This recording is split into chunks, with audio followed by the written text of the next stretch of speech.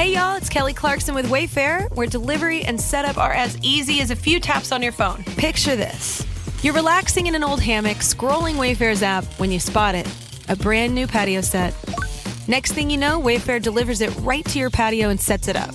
Oh, you need a new grill too? All right, Wayfair's got you covered. With Wayfair's room of choice delivery and fast expert setup on qualifying orders, life gets a little easier. Visit wayfair.com or the Wayfair app. Wayfair, every style, every home. Jeff? I'm not Jeff. Brian. Uh-huh. I'm the teacher. You're the teacher. Yeah. Professor Fenton, you've been here 20 years. We would like to offer you a new opportunity. Early retirement. You aren't inspired. Just focus on writing. Danny, everything all right? Things have gotten a little bad. I don't know what I'm doing. I'm not like you. He's 30 years old. He can't just come traipsing in and out of here whenever he wants. This must be Dawn. I bet you weren't counting on all these visitors, huh? Life is not a joke. You got drug dealers coming after you. You gotta get your life together. That's why I'm here. I just wanted to call you and tell you that your dad hit his head kind of hard. I'm not sure if he recognized me. I'm so sorry, Claire. What can I do to help?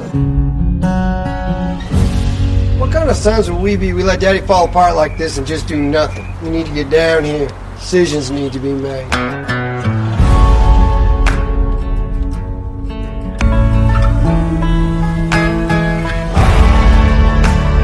It's like I discovered a whole new dimension of the man. Claire calls him Mr. Wonderful. And I wonder if I ever really, truly knew him at all. I bet you'd love to talk to him now. This is the story of hope. It's about memories and about truth. This is a story of love. This is mystery, just like he was.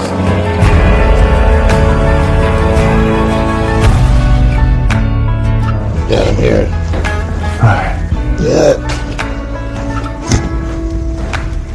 I love you.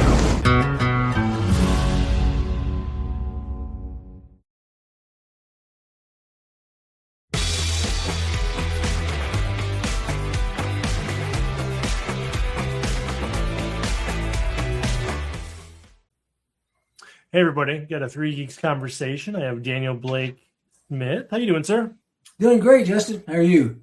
Doing well, doing well. And you're here to talk to us about your movie, which you directed, you wrote. Oh, you didn't direct. Forgive me, I misread that. But you wrote, produced. Mr. Wonderful. Can you tell us a little bit about your film? Well, it's both autobiographical and fictional. It involves a lot of family stuff that's true. It's based on my novel of the same title. And it's about three generations of a family, that the centerpiece of which is this college professor guy played by Michael Madsen, the late Michael Madsen. It is in his final role, by the way, and I think his best role, even though, of course, he was made famous for playing Mr. Blonde. Mr. Blonde in Quentin Tarantino's film Reservoir Dogs. It's a long way from Mr. Blonde to Mr. Wonderful, but it also involves a lot of more dynamic and nuanced acting that I think he got to really sink his teeth into our film, which is about a guy who's, you'd say his life is falling apart. He's about to get fired at his little small college where he's been teaching history, which I used to teach at the University of Kentucky. And he's got a son that's hadn't figured out a path of life and is quite frankly on the run from some drug dealers wanting to be paid. He's got a crazy girlfriend that's chasing him as well. And then the character Professor Benton, Brian Fenton, is also besieged by the fact that his own father, back in Texas, a country doctor, is suffering from dementia and is struggling to stay alive, quite frankly. So he's kind of got a lot going on, none of it great, a lot on his plate, none of it very tasty, and is trying to make order out of it, make sense of it, trying to advise his son, give him some life goals and skills, and at the same time figure out what's going on with his own career late in life and how can he help his own father. So it's That's why the tagline is so meaningful. It was the tagline for the movie is "How will you be remembered?" And we never, when we came up with that tagline, we had no idea that our lead actor a year later would die. Yeah. And so it's a legacy film we never thought of about Michael Madsen as well. Yeah, and your poster is incredible. I really did dig it. And you had your tagline there, so I kind of pulled it up. Thank you. It was cool. Yeah, for sure. Yeah, so how was it working with Michael Madsen? You mentioned him. I feel like as an outsider, not knowing him from anything, just from his films, it feels like he's a really cool dude. I hope that's the case. I hope that was the case. But he was. I mean, he's we caught him toward the end of his career. I mean, we didn't think the end of his life, but the end of his career, toward the end of it, and was a guy who, wasn't sure that the industry respected him the way it had years before, and he was doing Tarantino films and Tombstone, and a whole bunch of other films. Thelma and Louise, you name it. He's been in a lot of films, 75 of them, I think. And we gave him something that was very challenging for him to do, something he'd never done before. In fact, we market the film in some ways as Michael Madsen as you've never seen him before kind of thing. Yeah. Which is true. And there's a lot of dialogue because it's he was playing a college professor. As a former college professor, I know firsthand, there's a lot of talking going on there that did not happen when he was a tough guy playing all those roles in Hollywood with Tarantino and the rest. So that was a challenge to think about the script as dialogue driven rather than action driven. This is not an action film. It's a family drama. It's a little bit like Silver Linings Playbook. It meets August Osage County, where there's a lot of multi-generational things happening.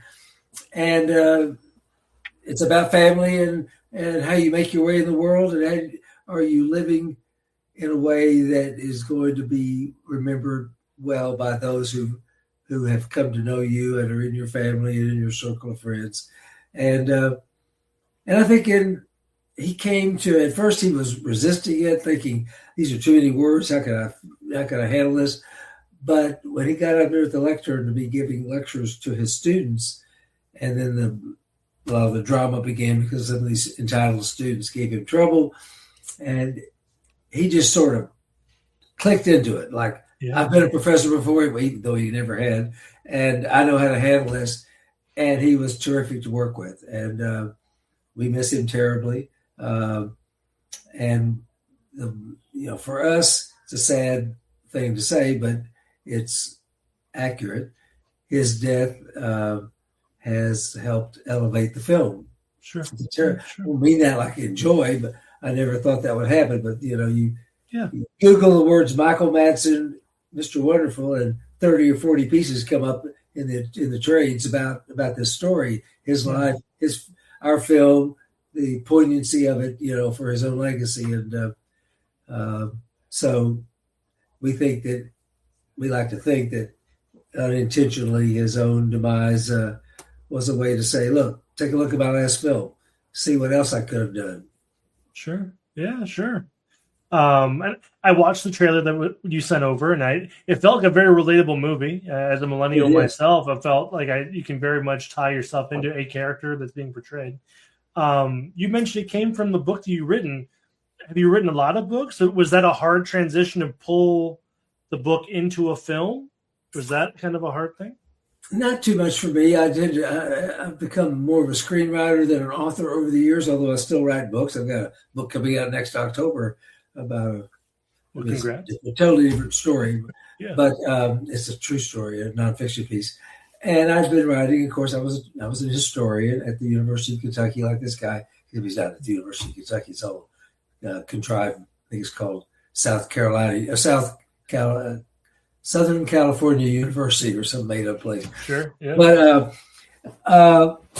it is tough in the sense that you realize when you write a novel, as this was, drawn from personal experiences mostly, but also made up in spots, that it's one thing to write that in a novel form and give full form to all your thoughts and feelings, what it looked like, it felt like. And then when you make a movie out of that, adapt it into a screenplay, you realize, okay, I've got to make this, I've got to be thinking about pacing, about who's playing these roles. I don't have time for people to maybe read a chapter, then go to the bathroom and come back or whatever. We want them, they're going to be watching this for 90 minutes straight. You better keep the pacing and the excitement and the storyline and the conflict front and center all the time. So it makes it hard to keep a lot of portions of the novel in the script because some of those just don't work so well in the real-time experience of an audience member watching a movie. You've got to really be, what's the phrase? You got to be able to kill your darlings. You got to be willing to make the pace of the film and the story really be kinetic and moving forward at all times. So I've done that before, but it was really tough with personal experiences. I do adapt a lot of things. I'm adapting a film right now for Ridley Scott and actually it's about a near-death experience. And that's somebody else's work, not mine. And it's a little easier to be hardcore about that than it is with your own novel. So I both knew what the good parts were in my novel, but at the same time realized, okay, I don't care how many good parts you think you've got to be just vicious about realizing what can go in there and what can't, what's absolutely essential and what's kind of peripheral. Yeah, no, that makes a ton of sense. And you mentioned you're a historian, a professor. Mm-hmm. You transitioned to film. What kind of spurred that on? Or because I looked at some of your history, your films and stuff you produced for, you've written for, a lot of it felt like, I was going to ask you this, I was like, are you a big historian? And you mentioned it while we were talking, there's a lot of documentaries, a lot of like a history buff kind of a thing. Is that kind of what led you into film, is documentaries and things like that? Like, I want to tell this story on. It was kind of a bridge into it because first of all, I think good historians, even if all they write are books, and I've got, as I say, I still write books as well, are the original storytellers. I think good history is a good story, first and foremost. And, but I did feel the urge to get beyond writing for mainly people who are history bugs, and why not write for general audiences and tell a good story, whether it's factual and historical or not. And so some of the things I've done, like this one I just did, Mr. Wonderful, is probably half historical or true and half made up. But then I did a film called Texas Heart that involved people I knew growing up, but the story was completely made up. So I call it mostly fictional. I'm adapting this thing called Embraced by the Light, the Ridley Scott film that's based upon a true experience, somebody else's. I'm doing a sequel to Mr. Wonderful called Love and Money, which is about, if you may recall, Justin, in the trailer, there's the young couple that's crazy, Danny and Dawn. Well, this is their story. What happens to them in the aftermath of the climax of Mr. Wonderful, where they get a new lease on life to try and reinvent themselves because they need to, given what's happened with their lives so far. And that is mostly made up. So I've come to believe that, if you tell a good story, whether it's true or not, it has an emotional truth that people can resonate with. Like, I appreciated you saying that the trailer felt like these characters were relatable, and they are. Yeah. So you don't have to struggle to think, what are they even talking about? What is their problem? You can sense it. You're probably too young to have too many people you know of that are struggling with Alzheimer's and all that, but you certainly know what that is. And there are a lot of people who are, feeling the pain of folks in their families who are in that really tough part of their lives where they look like themselves, but inside their heads they've just lost a lot of their essence, and it's really, really a tough thing to do. And it comes. I wouldn't say Mr. Wonderful is about that subject. It's not an Alzheimer's film, but there's a component of it that gets into that a little bit. Yeah. Sure. Yeah. No, that makes a ton of sense. You mentioned Mr. Wonderful. What was the set like? Was it hard to being there, being the producer, being the writer, being the author, like being on set. How often were you on set? I guess is probably the primary question. And then like, were you saying, hey, were you giving advice to the actors and being like, hey, kind of, this is where my mind was when I wrote the thing, when I wrote the human. Does that help or hurt, or did that happen at all? Well, I was on set almost the entire time. And we shot, believe it or not, we shot the entire film in 8 days out in LA. Oh, okay. 8 days. So it was intense, a lot of Red Bull to get through that. And I struggled to resist the temptation to give advice, because they'll take advice from a director, but when a writer's standing around and a producer like I am, it gets intimidating and feels forced and so forth. So what I would sometimes do is over lunch privately talk to the director and say, can you move them to maybe this kind of way of thinking about these scenes? And sometimes that worked and helped. And sometimes it's like, hey man, we got this, don't worry. And many times it turned out they did, by improving some things that I never thought was going to work, but they did. A few times I think they might have been well advised to listen to me, but I'm not sure they would think that. Sure. On balance, you just have to sit back and trust your director and the actors to find the right moment of truth for their character, for that moment in the scene, what's happening to the plot, and so forth. Because you in this business, you learn as a writer, especially, the movie and the story becomes a very collaborative experience, and it's out of your hands mostly. I mean, if they're doing something that's diametrically opposed to what you've written and they're going off on some other riff and changing things arbitrarily, that's one thing. And of course, nothing like that happened. But, you get into the nuances of, well, did he tell that story the way I would want to? Well, no, but that doesn't make it makes it different, but not worse. And, sure. And these people, for the most part, elevated the story with their acting and their nuance and their feeling about it. So that's one of the joys of doing a film, is realizing that set designers, production designers, cinematographers, editing, the actors, of course, and the director all come together, and in the best of circumstances, and we mostly had the best of circumstances, give the film and the story of the characters greater intensity, even amplified meaning, and it really rises to the top in most cases. There are a few exceptions, but mostly it just really takes on a life of its own that you could not have imagined happening when you were writing the script. Yeah. Being the writer and the producer, are you a producer out of necessity to get your stuff made, or do you really enjoy that facet of it? Or because I feel like you really like writing. If the fact that you're writing books prior to writing scripts, if I had to probably just guess, you enjoy writing more than producing, but there's a chance that I'm just wrong. No, I do like writing. I mean, and writing is the core essence. We writers like to say, no script, no movie.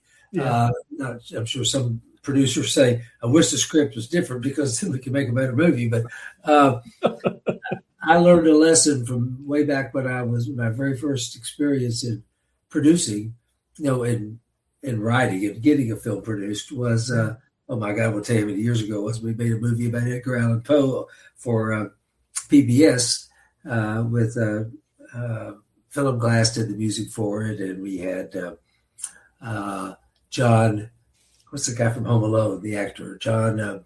Oh, boy. Oh, I know what you're talking about. Jonathan Taylor Thomas, that guy?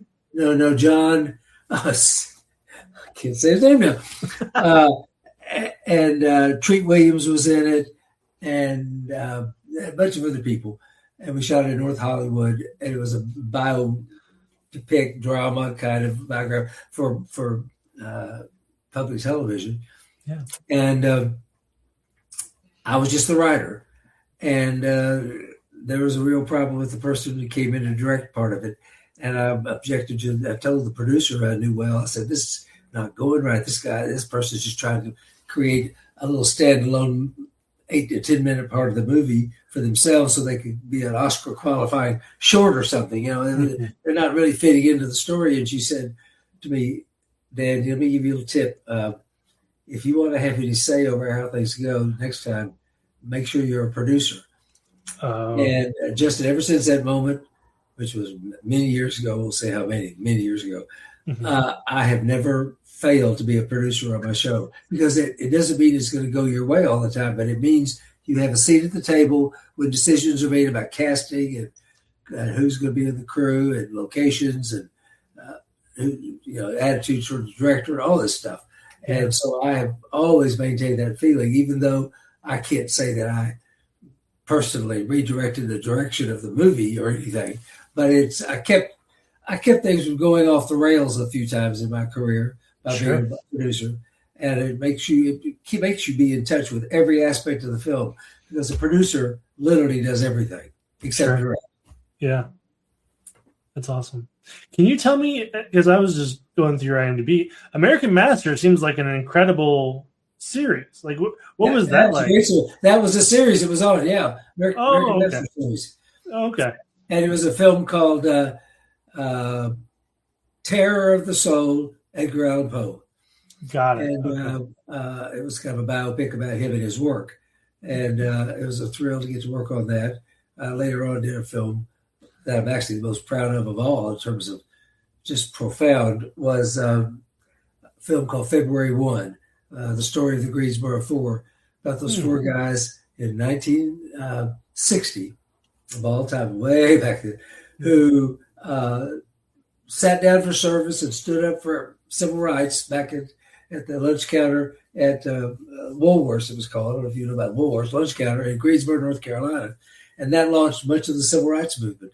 And they were getting pretty old in their life when I got to meet them and do interviews with them, because this was a docudrama, mostly documentary with dramatic elements in it too as well.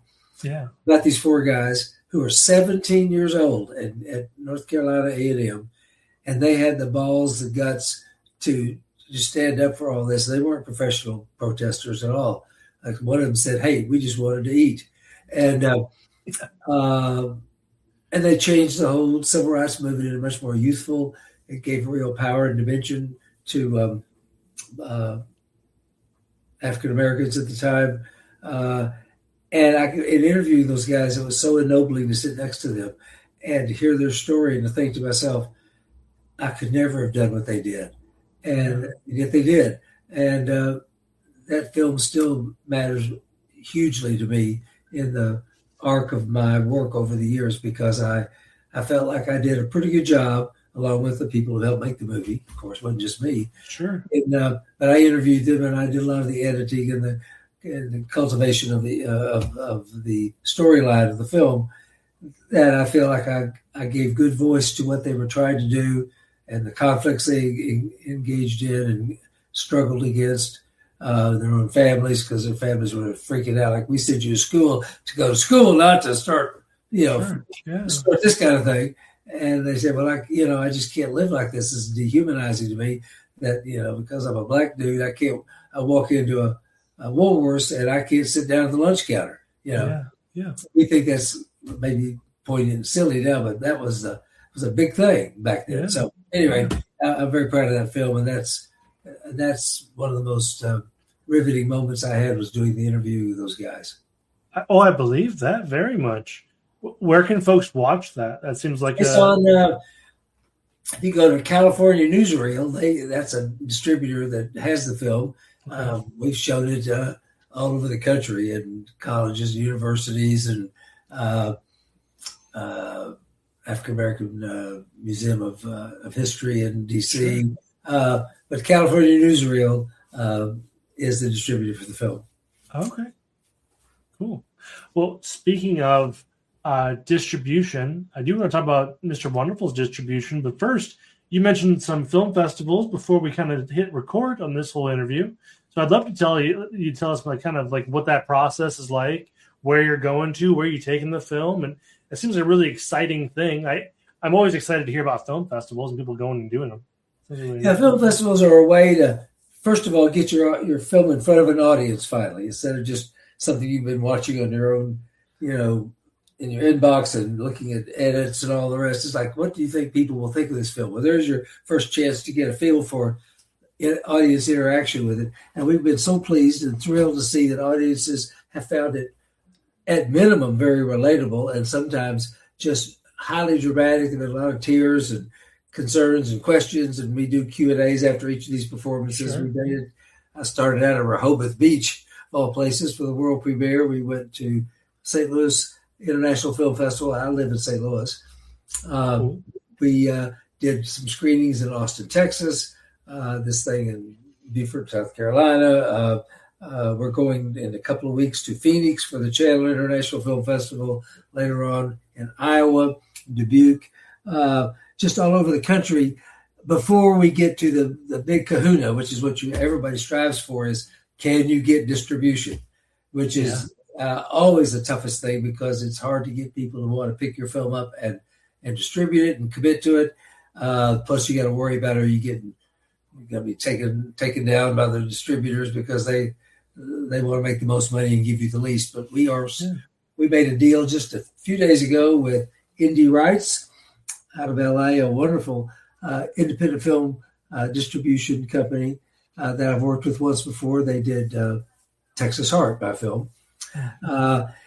And they've picked this up, and it looks like we're going to have an official release date of October the 17th. I mean, not October, February the 17th. Sure. And preceding that by a few days, Friday the 13th, February 13th, we will have a red carpet premiere of the film in the Crescent Theater in Beverly Hills, California, with a lot of press and hoopla and excitement about launching the film for everybody worldwide to see, because they'll get this up on all the platforms and so forth, so it'll be available to everyone. That's incredible. That's really exciting. It is very exciting. Yeah, that's awesome. Otherwise, you're just hawking it out of the trunk of your car, or I don't know. I mean, I'm not making fun of people. There's always Tubi. There's YouTube. There's plenty of places we can get it out there. We'll figure it out. No, but it's and Indie Rights is very filmmaker friendly. They give a good split. We get 80% of the money instead of 60 or 70% like it is in some places. Yeah, and they help you market it, in the most financially friendly way you can with social media and so forth. So we're really pumped to give Mr. Wonderful a chance to meet the world, because the meetings we've seen at all these festivals are extremely encouraging. Yeah. If you're okay with it, because I don't know if it'll get flagged or not, but I will include the trailer in this interview. Oh, please do. But I did want to ask you, is there any fun memories, like an 8-day set, an 8-day shoot? Like, what do you have a favorite moment? Like, oh crap, my movie's done, or my movie got made, or do you have a fun memory? Well, one fun memory was I got to do the thing that a lot of directors do way back in the day, which is to have my own little quiet, private cameo in the film. In a really fun knockdown, drag out funeral scene, which you don't usually call funeral. That's a sentence. But there is some very wild shenanigans that goes on at the end of the movie surrounding a funeral scene, and I got to be mourner number 5, as I called it, dressed up in funeral clothing, and the camera pans across me carefully. I made sure the director did that. I don't have any lines, but I got to people who know me say, "How much did you pay them to let you be in this film? You can't act," which is not inaccurate. Not my favorite thing, or not my most obvious skill as an actor. But that was a lot of fun, and just watching the way certain people. Michael Madsen, at one point, there's a scene. Maybe it shows up a teeny bit in the trailer where you see these guys fighting in the backyard. He throws a guy in the pool. Maybe it's his pool, and they're having a big fight. And he comes out and breaks up this fight and throws at these guys, this punk out of his yard. Get out of my house, get out of my yard, and all that. And after he said cut, he came over to me and he said, "Finally, I got to do something." Meaning, I wasn't just talking. I was the old guy, the tough guy. I finally got to get a moment like that I'm used to being on screen. That's awesome. Being the big history buff that you are, is there, let's not worry about budget, What's the story you'd like to tell? What's like something in history that like someone hasn't done or didn't do it well, and you're like, man, if I had all the budget, all the time, what is something you'd want to recreate or bring to life on the screen? Well, that's a big question. There's lots of things. I figured the historian would know. My mind is rolling around. Well, one thing, I guess I'll bring up the thing I did get to do, but only in a very strictly limited documentary fashion and not in a feature film, tell it in the biggest, most dramatic way possible, was to tell the story, since I'm part Cherokee, of the Trail of Tears. And we did a documentary called Cherokee Legacy, The Trail of Tears. James Earl Jones was our narrator. And Wes Studi, the great Cherokee actor who was in Heat and a bunch of other films, Hostiles and all that, also helped narrate it with speaking in Cherokee language. And we told the story in an interesting way, but kind of, I wouldn't say academic, but covering all these bases, interviewing scholars, all that stuff, and you tell some of the story. I would like to tell that story from a dramatic perspective. It's a really fascinating one that people, I don't think, even come close to appreciating the tragedy that went on there. But that's a very big budget story that actually, of all people, the guy named Alan Richardson, you know him, the guy that up in plays. That's Reacher, right? Reacher, yeah, Reacher. Yeah. Called me up one day just before Reacher started. He was filming the first episode of Reacher. Wasn't sure it was going to turn out, and he said, "This is Alan Richardson." Of course, I didn't know at that point exactly who he was. He said, "Well, I've been reading your books, and you wrote a book called American Betrayal, Cherokee Patriots, The Trail of Tears, and I'd like to make that into a film." And I thought, damn, this guy's who, I hope you are somebody at the time. I thought he's a little bit of a wannabe, but okay. And then he said, but let me see what happens with this Reacher thing, because I don't know if it's going to go anywhere or not. And if it does, I've got people at Amazon and all the Hulu, all the rest of the streamers willing to at least listen to my ideas. And I'd like to use your book and your story ideas, bring you on as a consultant to do a limited series on the Trail of Tears. I said, this is fantastic. If you're actually, I said to myself, if you're actually any good, Alan. Okay. Flash forward a month later, it's a huge mega hit, and now he's way too big to even do it. So it shows you can't count on anything. Oh, he's not. Oh, you could do it. Oh, Dan, let's make it happen, man. Let's do it. I wish I could, but he's got people telling him, "Here's the 25 projects that have been presented to you this week. Let's find one that we might want to do." So sure. I've been totally lost in the shuffle, even though he does answer my email sometimes. But it's like I'm not gonna bug him about it. But there was that one moment where I thought I had it. There was a window. It's not closed yet, Dan. We can do this. This is good. I'll have you call him up, maybe. Jason. I talked to Dan. You should do it. I think you have more cachet with him than I do, my friend. It's a crazy world. That's why I call it Hollyweird, because you just don't know what's going to happen, and more likely what's not going to happen. Either way, that's a really exciting story. That's cool. I hope it does. Yeah. And if it does happen, bring Alan and yourself back to the show, because that would be great for the show that I'm a part of. Maybe if he sees Mr. Wonderful and Michael Madsen, he'll say, hey, this guy can actually write some stuff. He's not just a historian, but he may also just say, Dan who? I don't know. No, he wouldn't say that. He's answering your emails, man. You're already in there. And he talked to me for about an hour. Of course, that was before he became massively famous. Yeah. Oh, you're the guy before he became the guy. That's it. Yeah. Yeah. Well, it's been incredible talking with you, Dan. When you said February, right? Did I hear right? February the 17th looks like the official release date, and then the red carpet premiere will be 4 days earlier. That on Friday night, February the 13th, at the Crescent Theater in Beverly Hills. Awesome. Is there anything that I didn't ask you that you really wanted to tell the people? Anything that I was talking about? I like to pitch the fact that I mentioned this, that the sequel to the film, Mr. Wonderful, is going to be called Love and Money, and it features the younger generation, Danny and Dawn, who are such misfits but lovable misfits in this film. And you get to follow their story because he becomes a PI for his mom, the lawyer in the film, and the wife of Michael Madsen in the film. And Dawn becomes a restaurateur in St. Louis. She opens up a foodie-based restaurant that's called the Dawn of Good Eats. And he stumbles upon a ring of money laundering Dixie Mafia people that, lo and behold, turns out to be the ones behind the funding of his own girlfriend's restaurant, unbeknownst to her. So his dream of being a big shot PI collides with her dream of having a big success as a restaurant owner. So it's really kind of a cool story it's a romantic thriller, I guess you'd say, involving those two people. So yeah, that's awesome. That's next up. And now, are you're that's the book, or you're actually going to make the movie out of that too? That's a movie script based upon another novel I wrote, which was wonderful, called Crazy Love.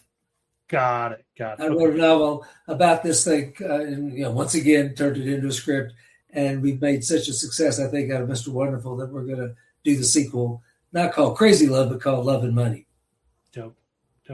I get to St. Louis once a year, and I have the best ribs there. Pappy's is my favorite place. Oh, the barbecue at Pappy's? Oh, yeah, that's fantastic. Yeah, the ribs? Oh, man. You can't go wrong with that place. I mean, it's always busy, and it's the best. I know that Memphis, and I grew up in Texas, so Texas would it's probably different. You probably have a different level of ribs. Yeah, it's all about brisket there, of course. But Pappy's knows what they're doing, man. That's great stuff. I very much agree. Where can folks find you online? DanielBlakeSmith.com. Okay. Cool. My name. And I'm on Facebook and Instagram. And hopefully, I sort of say movie theaters everywhere, streamers and platforms everywhere. I mean, hopefully soon. Hopefully, Alan will get back to you. You'll have a Trail of Tears film that we can be everywhere. And I'll introduce you to Alan. Man, that'd be pretty cool. That would be cool. I don't really think you should hold your breath on that, but you never know. No, but I have faith in you. Listen, even if you forget about me and you go make your movie, it's still going to be very cool. Well, everybody, I think we did it. Thank you so much, Jan. It was wonderful talking to you. Same here. Great time. All right. See you, everybody. You bet.